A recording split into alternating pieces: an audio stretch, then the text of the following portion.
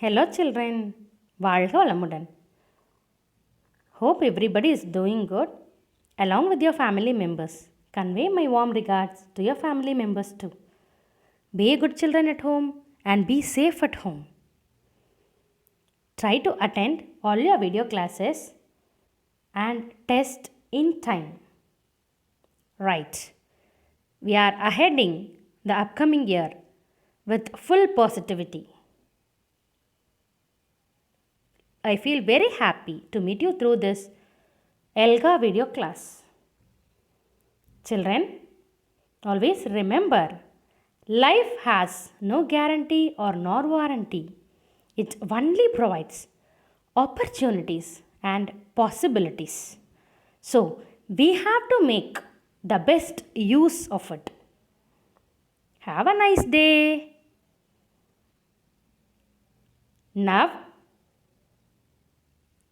our unit topic in unit is information technology. About technology, what about and how about the technology has transformed? We'll be learning it. In this unit, under phonics, we are learning about the silent letters. Silent letters are some letters which are silent and are not pronounced even though they are spelled. Such words are called to be silent letters. For example, here we are learning 6 different types of silent letters. First with SC.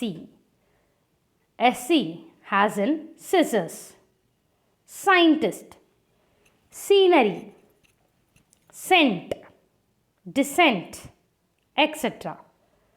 WR, R. R has in wrist, right, wrapper, wrestle, etc. And GN makes a sound N.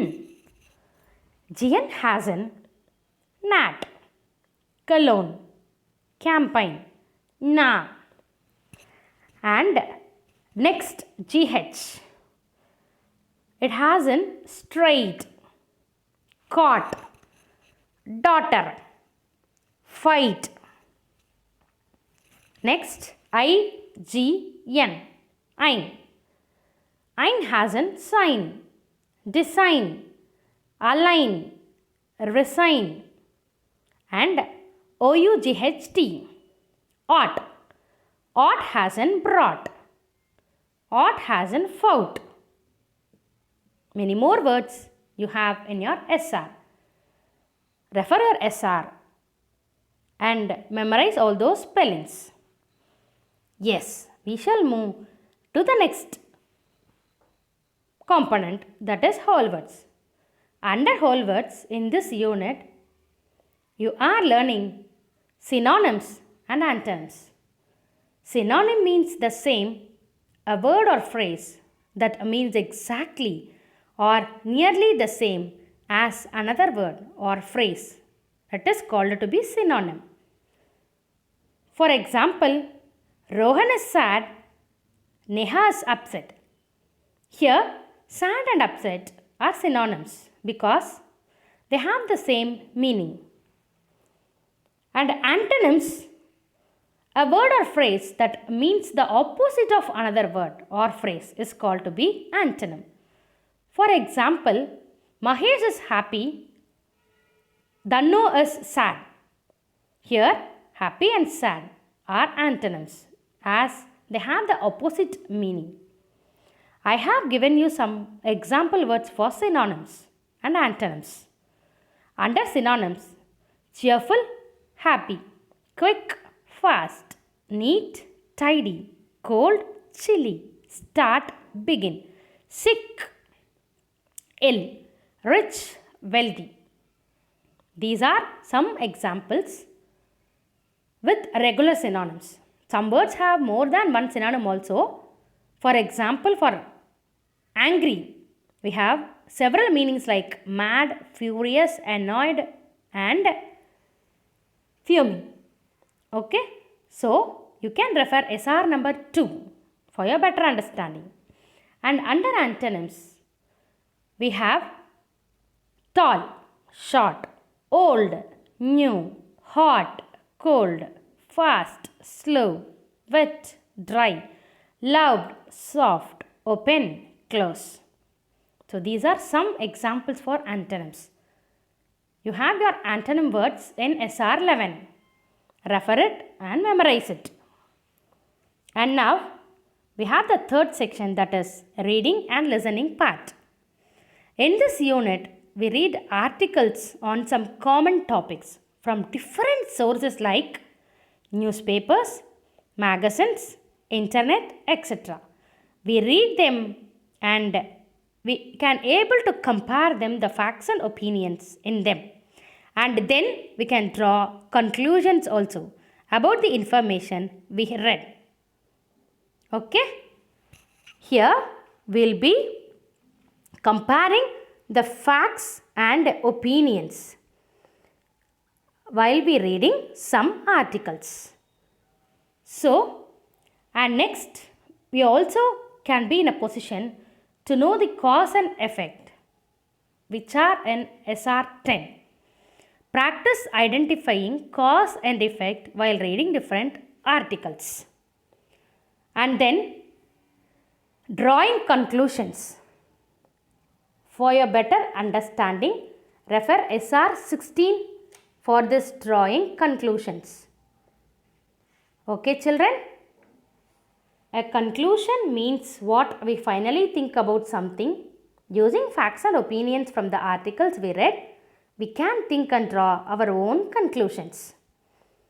That is what I knew from before, new information I had learned, and then what do I think now? That is conclusion. Okay, children? And learn all the vocabulary words from the SR like 4, 10, 14, 18, 20, 23 and 25. Keep learning all those vocabulary words which will help you to learn the language in a proper manner. Yes? Next, we are in grammar part. Under grammar part, we will be learning about the tense. You know very well, verbs are used to indicate when an action happens. When an action happens. So this is called as tense. It tells us the time of action. Let's see how the verb changes with time. So, the verb tense changes to show the action taking place at different times. In that, past, action has happened in the past, and present, actions happened as we speak or happens regularly. And in future, action will happen at a later time. So, for past, verb plus ed. For present, pure verb will be. Sometimes s will be added with plural subjects. And for future, will plus verb. Anita asked many questions. Here, the action happens as we speak or happens regularly. So, here, asks comes under present tense. Okay? And simple tense tells us about actions that are over at the time. We talk about them.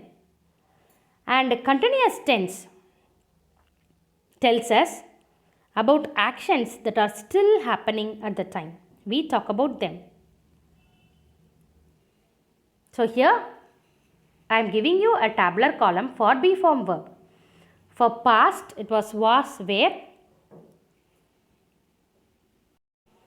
For present tense we will be using am, is, are. And for future will be. Just see how the verb changes for continuous tense. So, the continuing action that was happening at some point in the past. Here comes past continuous. For present continuous, an action that is happening now. What am I doing now? I am teaching. Okay, this is present continuous. Future continuous comes an action that will be occurring in the future and will continue for some time. Here past continuous with was, verb plus ing. For present, is plus verb plus ing. For future tense, will be plus verb plus ing. So, here comes the perfect tense, an action which completed before a certain point in the past. It is past perfect. An action which completed in the recent past, that comes under present perfect. An action which will be completed between now and some point in the future, it comes for future perfect. Had walked. For past tense, will be adding had plus verb plus ed. For present perfect, has plus verb plus ed. If it is a plural subject, have plus verb plus ed. For future, will have plus verb plus ed. Okay, children? So, this is all about the perfect tense. So, under tense form, you are learnt simple tenses, continuous tenses and perfect tenses in all the three timings, that is present, past and future. So, under the fifth section, we have been reading about the parts of newspaper article. Okay? Here clearly we have it in SR number 6. Refer it, and I have given some model also. Parts of a newspaper article contains 5 parts. The first part of it is headline. Here in this example what I have given you, future changes in classroom, that is the headline. A short attention, that is grabbing statement about the article. And then byline, name of the person who has returned the article, that is byline. And third one is main paragraph and fourth one is supporting paragraphs. So this has all the important details like who, what, when, where and how in it. A writer must find these details and write in the first paragraph of the article, that is main paragraph. And on the other supporting paragraphs with other facts or details which the reader would like to know. A few opinions can be added here where the writer describes our own opinion on the topic. And finally we have closing note. Conclude the article by connecting various statements. Okay, refer your SR children, SR number 6. And try to write your own newspaper article and send it to my personal number. Right. With this, I wish to complete this session children.